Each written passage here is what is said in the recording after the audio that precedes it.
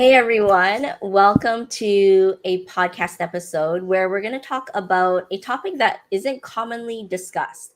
The topic is all about emotions, specifically on repressed anger.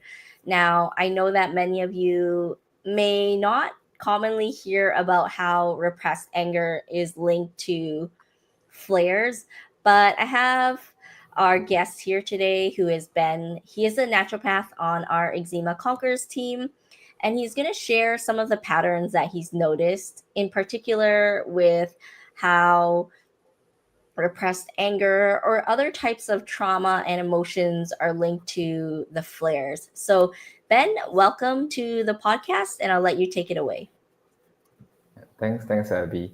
So to give some context to this topic, so in Eczema Conquerors, we noticed a trend where some clients they didn't quite respond that well to the common herbs and supplements, and as we knew them better through each session, then we then knew them more. We then knew their background more, and then they shared about how there was a lot of repressed anger and emotions that couldn't be let out.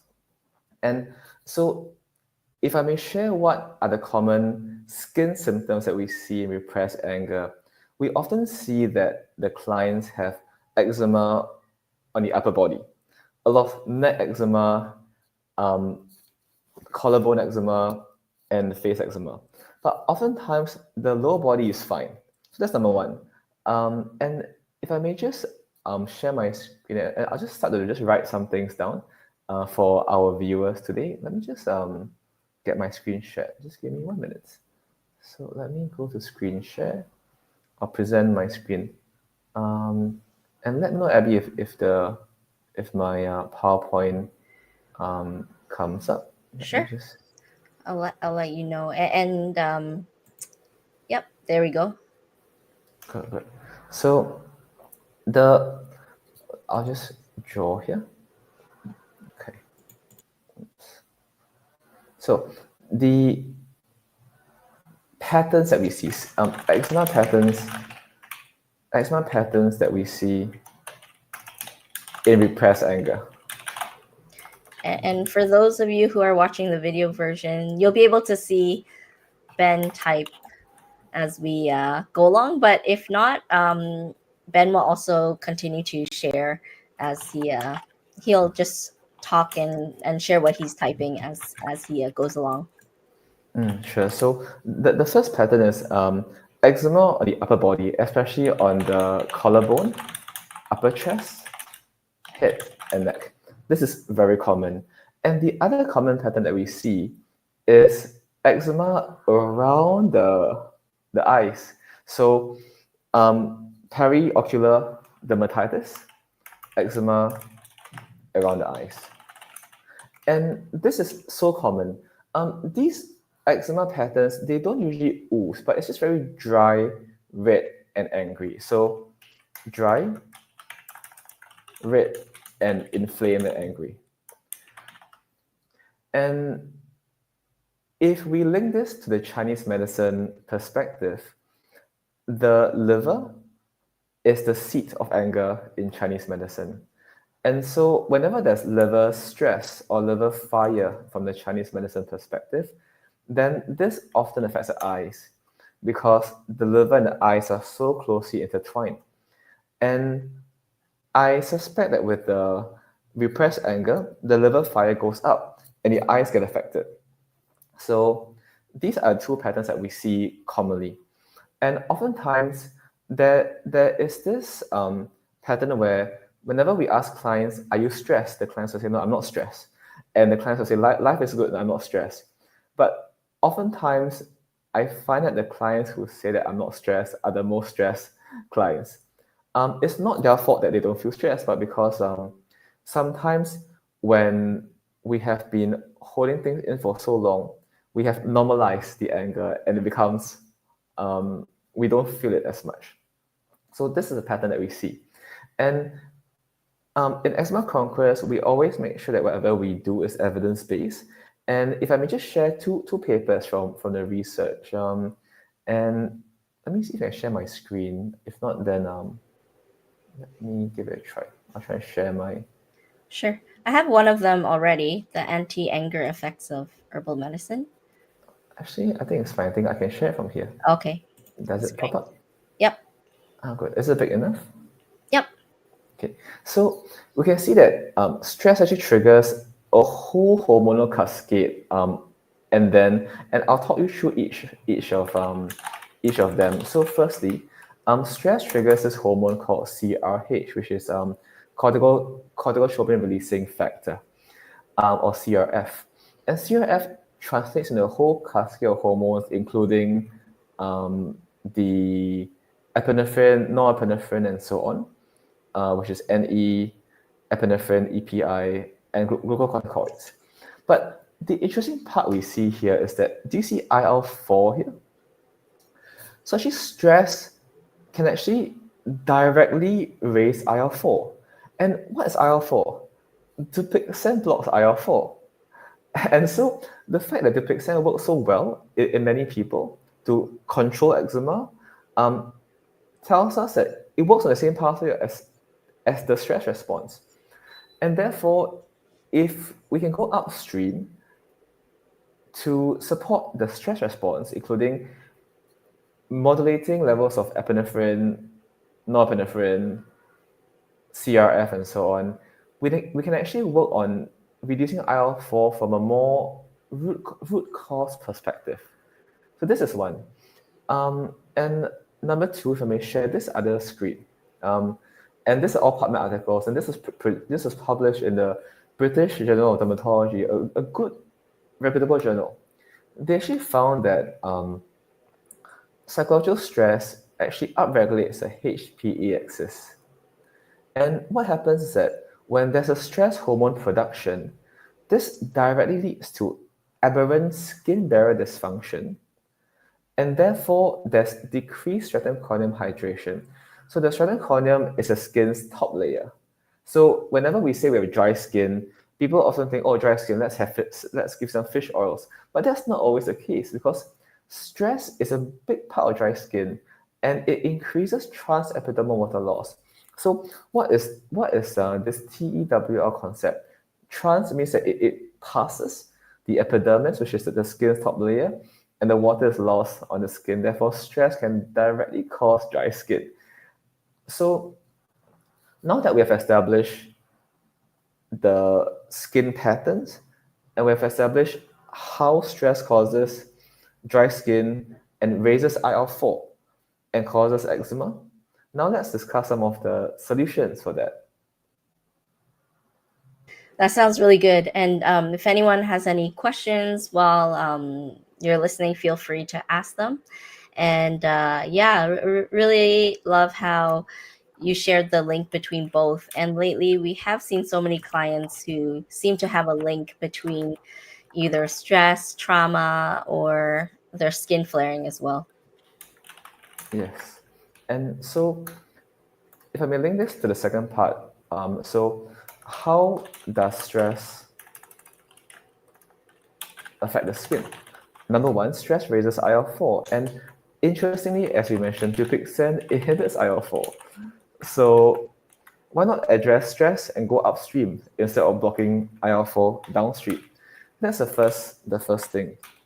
The other thing then is stress raises cortisol as usual, and then it impairs epidermal barrier function, and also increases transepidermal water loss, transepidermal water loss, TWL, which means that your skin becomes dry in a direct way.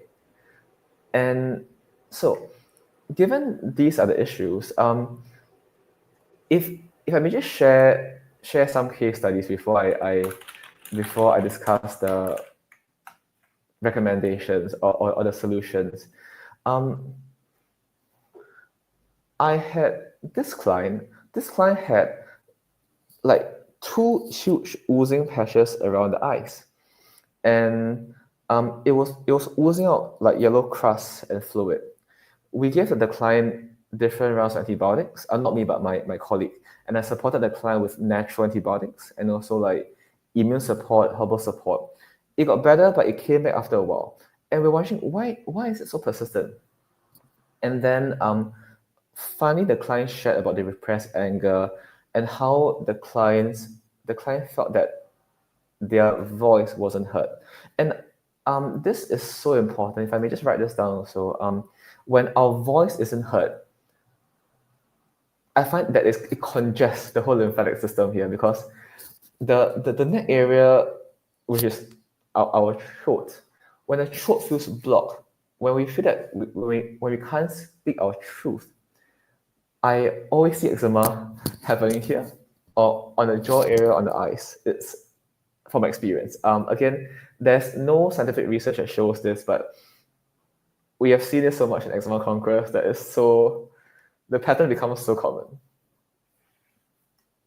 Yes, I've seen it time and time again, especially during the client consultations, especially when we're asking them if they, especially if they have eczema presenting on the neck, if they have trouble speaking up or expressing their identity or sharing how they feel. And I remember that it is a common one. And yeah, I also remember when there's been clients who have the rashes around the eyes too.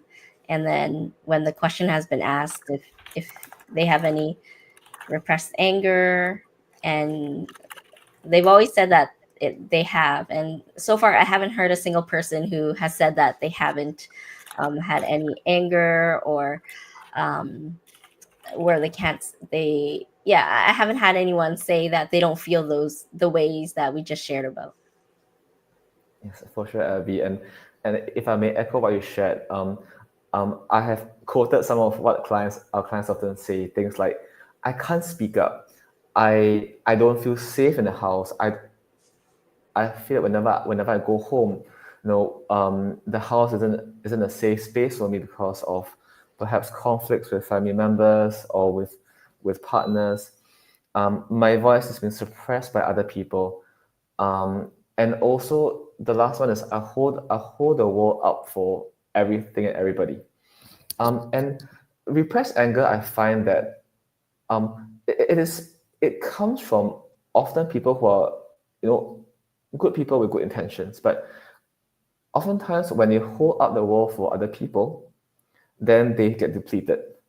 And oftentimes these people, they feel like the more they give, the more people take from them, and then they get depleted, and this causes compassion fatigue, and that's when the anger and the resentment starts. So oftentimes people may blame themselves for it. They may feel that, oh, why do I feel angry? I feel bad and guilty being angry, but it's actually not. This anger came from a place of compassion, but it got depleted. And that's very interesting because I just shared a YouTube video as well on, and also a podcast episode on just more information about how unresolved grief and trauma affects the skin. And I shared a clip from Dr. Gabor Mate, who's quite well known in the mind body connection and has a background as a doctor. And he also says something similar about how usually he finds that a lot of these the people that he sees, his patients who have chronic illness, tend to be women who tend to who hold up the fort for their whole family, and they also tend to feel a big sense of duty and responsibility, and also kind of like you mentioned, it's hard for them to speak up and share how they really feel. For sure, for sure. And then when they reach this place of depletion, they get depleted, they feel angry, but they feel that they must still hold the world up for people. And this becomes a loop, because that guilt fuels them to do more. But this depletes the adrenals further and depletes the nervous system further, raises cortisol, raises interleukin 4, causes skin barrier dysfunction, causes dry skin, triggers scratching, triggers eczema, and the loop goes from there. And actually, Ben, if you can also share on something that we have also noticed with our clients with the pattern with histamine and also the perfectionism tendency and not feeling good enough. Yeah, so oftentimes histamine, we often think of, oh, histamine, it makes us itchy, gives us hay fever. If you have like seasonal allergies, take antihistamine. But histamine isn't just the itchy brain, isn't just the itchy skin chemical or the hay fever chemical. Histamine is actually an excitatory neurotransmitter. And so it makes our brains work very well. It gives us the alertness, gives us the hypervigilance.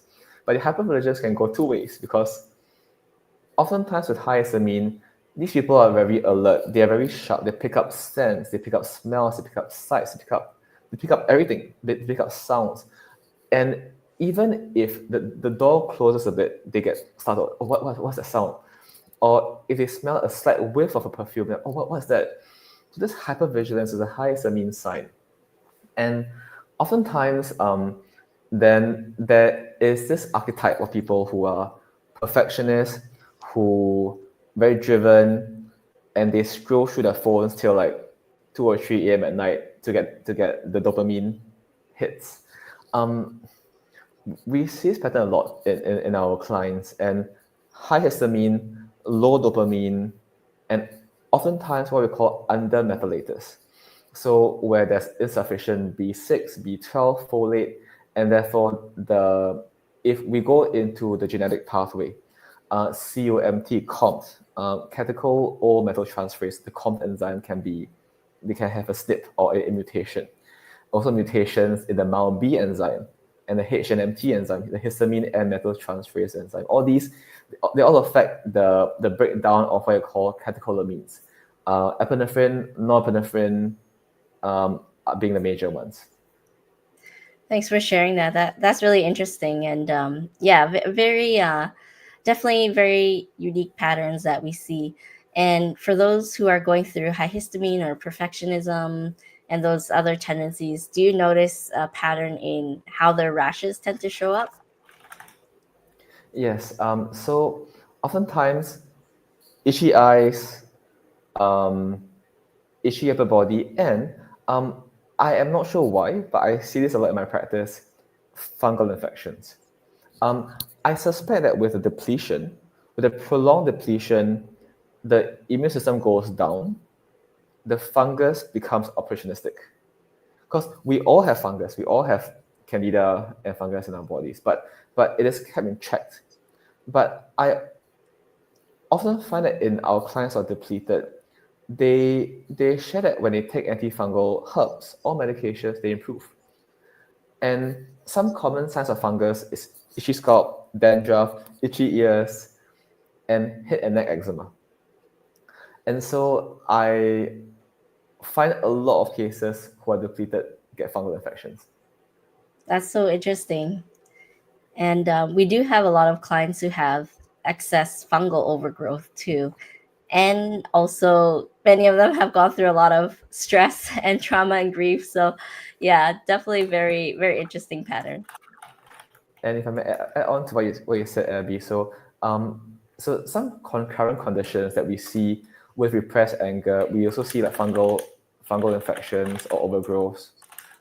We also see sometimes seborrheic dermatitis.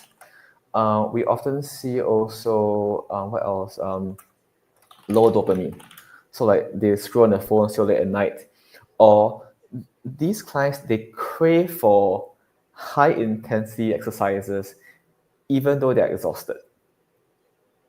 I know we've seen a few of those lately with a few clients. Yes.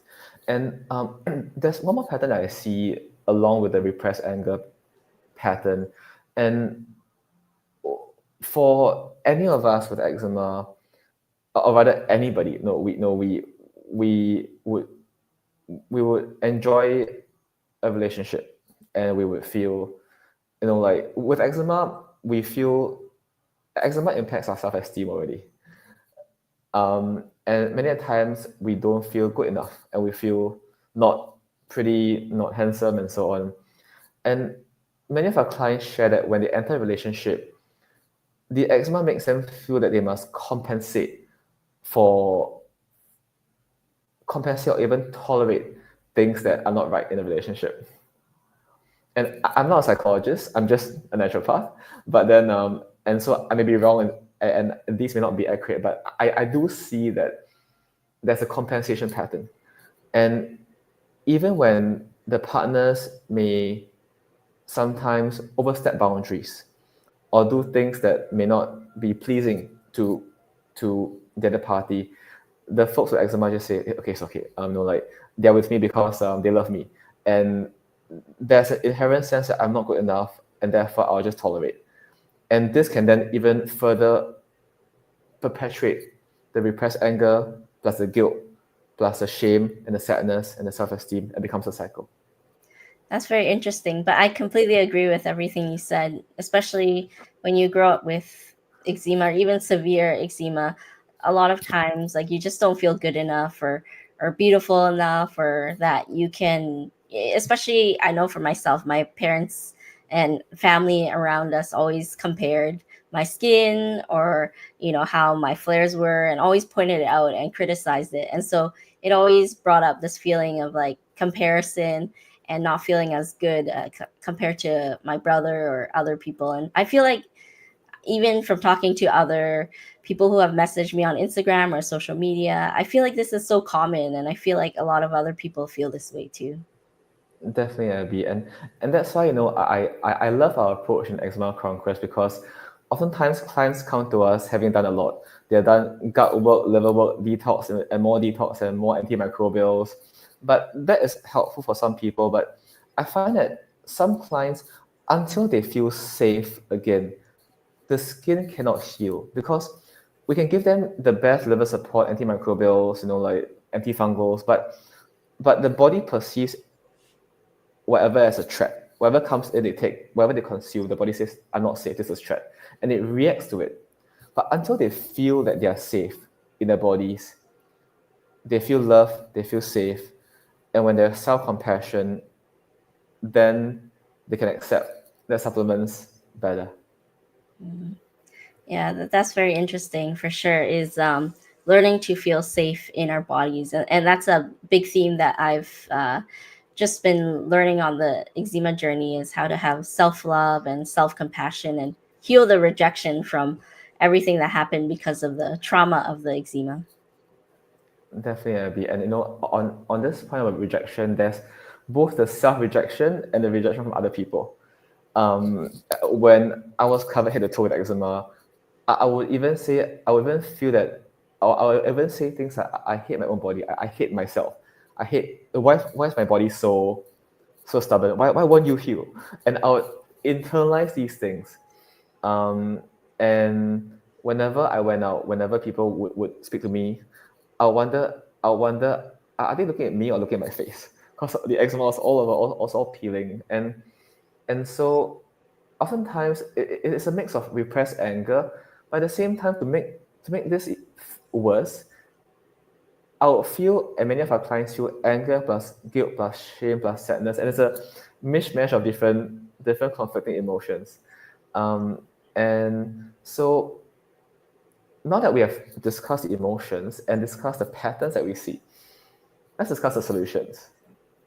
That And sounds good. Yeah, especially yeah, just to add on to what you said, it's true when people look at you, you don't know if they're looking at your eczema or if they're just like looking at something else. But for sure there's so much fear of judgment from others and the shame that comes along with it. And even I felt a lot of the same ways that you did, where just a lot of self-rejection and yeah, hatred for what I was going through. And the more that I turned that hatred into self love and start to love my body, I definitely noticed that I'm starting, like my skin started to heal.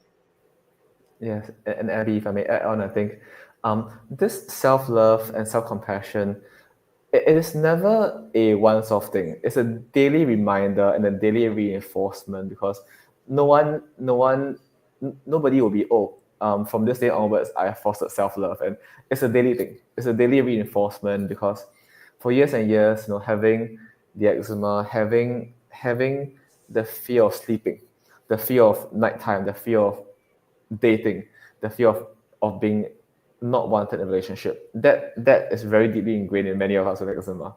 And so it's a daily reinforcement. Yes. And actually, I just read something yesterday that said some people have this fear of being seen. And I think that when we go through eczema, many of us fear being seen because we want to hide from the world or friends or family, especially when we feel like we're going through a flare and we don't look our best. Yes, and even after we get well, the fear doesn't end because there's a fear of what happens when it comes back. So, and many of our clients, and many of us included, when there are good times, my clients will say, "Oh no, touch on wood. I hope this doesn't come back," because it seems almost like when there are good times, it's almost like a prelude to a flare again for some people. And so there's always a fear, but and that's why with Eczema Conquest, we make sure that we support you through the good times and the bad times. And also in the good times, we help to mitigate the risk of a flare coming back. For sure. Yeah. Thanks for sharing that. And I think I know, having spoken with a lot of eczema sufferers, I know that many can relate to what you're sharing about. Yes, and if I may now discuss a solution. So we address this from different angles. There is the physical, the emotional, the energetic aspects. Again, we are not psychologists, and we are mindful of our scope of practice. So when I say emotional, I don't mean that we do psychology work, but I'll explain a bit more. So, but there are three healing pillars and also spiritual, but these will not be under our domain for sure. But let me discuss the physical first. Um, on the physical pillar, there are different herbs that we use to support or to modulate the anger response. And if I may share my screen, and I'll show you again in EC or in Eczema Conquest, we make sure that things are evidence based and that it is substantiated by the research. And so there's actually very useful research papers that show how herbs actually modulate anger. And let me show you this. And if I may share a bit more context, this client came in with eczema on the hands. And we had checked about the skincare products, the detergents, the hand soap. We had done everything. We had checked about nickel exposure, discussed palm-flex eczema. So we had covered all of the potential hand triggers. It didn't quite clear, and until we delved a bit further, and the client opened up about anger. And when I see hand eczema, from the emotional perspective, the hands are our source of duty, effort. So our hands represent our effort and what we do. And oftentimes when clients feel like their hands, when they have done a lot of effort, put in a lot of effort, but they're not appreciated, the hands reflect their effort. And then the anger comes from the depletion because I work so hard, but no one appreciates me. I get angry, and the hands reflect that. That's very interesting for sure. And And then, if anyone can relate to it, feel free to just type in the comments, because I know that so many of us do feel certain emotions, and I feel like it's not always addressed in different naturopathic approaches or even in different approaches in general. So yeah, we'd love to hear how you feel and how the community feels too. So you're welcome to put it in the comments. yes, and and do share with us, because we see so many clients with repressed anger that we thought to just do this talk today, because this area, there are no textbook ways to address repressed anger in naturopathy, but with our experience, we have found some ways that work, and we would love to share them with you. For example, so that client with the repressed anger, I actually gave the client a herbal blend with these herbs in there. After 4 to 6 weeks, it cleared up. The hands improved. How do we know the hands improve? When our clients enter our rooms, our clinic rooms, when they are more well dressed, when they have a new hairstyle, when they have a new clothes, we know that they're better. And I love that, whenever they enter my room, I say, hey, they change their hair, and you know that they have improved. For sure. Being able to wear nice clothes and putting more effort into the way you look is definitely a sign of healing. Yes. And so the research shows that some herbs like bupleurum, peony, licorice can regulate anger. Again, licorice, this is a contentious topic, and I respect the views of some doctors who share that licorice contains steroids. Actually, from the herbal pharmacology perspective, licorice doesn't have steroids, but it does inhibit the enzyme called 11 beta HSD, which breaks down cortisol to cortisol.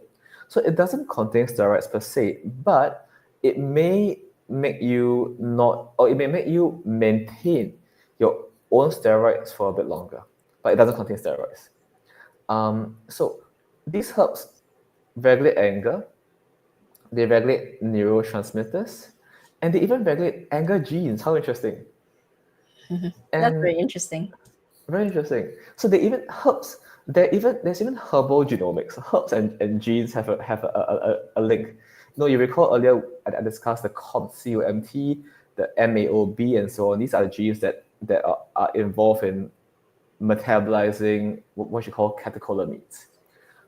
So from the TCM perspective, it's called liver soothing, not smoothing, soothing, liver soothing herbs. And so liver tea soothing herbs. And if I link this to my case, once I gave the client these herbs, her hand eczema cleared up. There was zero gut work, no gut work. And there was, oftentimes whenever we see eczema, most practitioners will say, oh, let's do a gut test, let's do some antimicrobials. But there was zero gut work, none. She cleared up. Because eczema isn't always gut. It's liver, it's anger, it's repressed emotions. It can be many things, not just a gut. Yeah, very interesting for sure. And actually, today I just did another podcast with the other practitioner on our team, and we also shared about how we address the nervous system and stress. And I think that's really important because we have so many clients who come see us who have worked with other practitioners and naturopaths before, and when we get the opportunity to look at their protocols, we do notice that often the nervous system and stress is not addressed. And I think that's such a big part of the healing process, just like how Ben mentioned that it's a big part of it is really feeling safe within ourselves and to have our nervous system calm down as well. That's also a big part of healing. Yes, and if I may share my screen, I'll share some of the solutions that we do at Eczema Conquest, and oftentimes our approach, because we have been through ourselves, we have tried and tested it on ourselves and on different clients. These methods have worked a lot, and so I'll be glad to share them with you. So there are 4 pillars of healing. Of course, Eczema Conquest doesn't do spiritual, but it's important for anyone's healing journey. So on the physical level, what we do is where's my screen? So liver soothing herbs. Love things like bupleurum, peony, cypress, and so on. There is a TCM formula that I love to use called Chai Hu Shukan Tang. If we translate this into English, Chai Hu means bupleurum. It's a herb bupleurum. This is Chai Hu. Shukan Tang means soothing the liver soup. Bupleurum soothing liver soup. And it's great for anger issues. Again, please don't self-prescribe this. We need to make sure that this doesn't have any contraindications to the medications, and make sure the herbal energetic suits your energetics. If you're hot, cold, damp, or dry, we match the herbal energetics to you. Also, one of the best Western herbs for anger. So we adopt different modalities in our practice. We use some TCM, we use some Western herbs, like we use vervain. Vervain is a great herb for anger. The vervain person picture is a type who's always like rushing around, the vervain types be, oh no, what's next? Let me rush that. And the vervain types, they're always like, they can't sit still. They'll always be moving a chair, be shuffling around. They'll walk back and forth. They'll never sit still. The vervain types, when they, after a long day, when they go home, when they remove their clothes, they scratch everywhere. The skin becomes a self-soothing mechanism for the vervain people.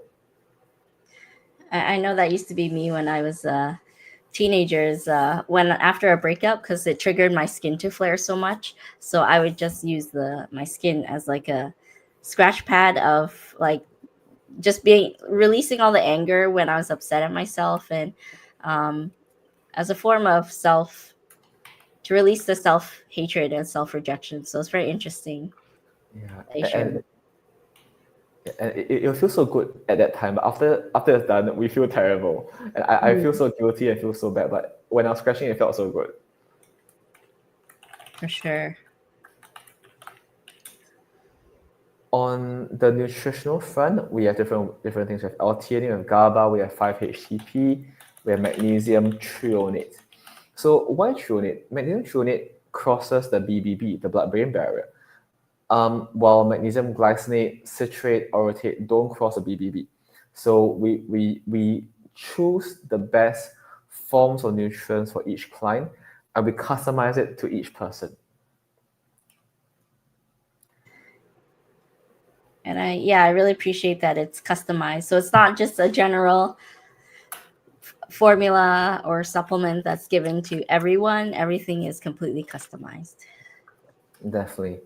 And also, even the Western herbs, we have different herbs for anger. We have vervain, we have skull cap, we have milky oats, we have hawthorn, we have holy basil. So among our arsenal, among our herbal arsenal, we actually make sure the herbs match the person's energetics. Holy basil is warm and dry. Vervain is cool and dry. Milky oats is moist and cooling. Therefore, we'll match each person's constitution to the herbs. Therefore, you get the best results because we customize it for you. And I think that's really nice because we everyone deserves a personalized approach rather than just a cookie cutter approach. And I also want to take the time to say that if you are interested in learning more about working with us or learning about our approach, you're welcome to book a complimentary breakthrough call in the link in the description. And yeah, you can book a call there and learn more about how our program works. And everyone on our team, the practitioners on our team, all address the stress and nervous system. And I think that's a really nice part of it. For sure. And moving on to the emotional and the energetic perspective, actually, I'll combine both of these together. Um, so flower essences of homeopathy, they are not for everybody. Some people say, oh, no, this feels a bit airy-fairy, and that's okay. We respect that. And we can fully use herbs and nutrients which are based on concrete pharmacology studies, and that's fine. But some clients who are very sensitive, I find that they respond well to homeopathics and the flower essences.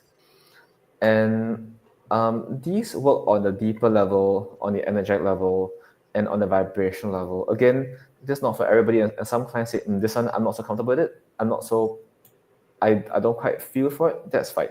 So you can choose. And we have a huge toolbox of modalities for you. And you're free to let us know which one you want. And we can still get success regardless of which option you go for. Yeah, for sure. And I know that we're also running out of time, but yeah, is there any last things or last words that you want to add as well for anyone who's listening? Yeah, so on the last pillar about spirituality and also referrals, so we also collaborate with other practitioners, and we also have on our team mindfulness coaches on our team. And so the eczema conquest approach, we look at not just herbal, nutritional, energetic, but also mindfulness. So we have a holistic approach for you, and this will ensure you get the best results.